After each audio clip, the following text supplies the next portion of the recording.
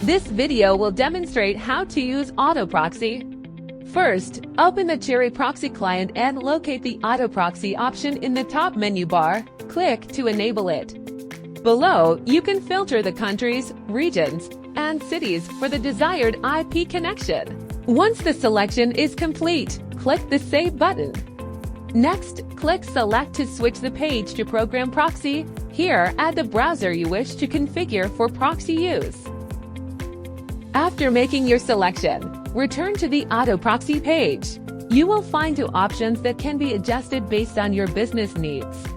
Below, you can set the IP auto-switching interval and latency handling time, which can also be tailored to your requirements. After completing all the settings, click the Start AutoProxy button. At this point, the IP information of the successfully connected proxy will appear below. Finally, use the browser you just configured and visit tools like Ipinfo to check the current IP information.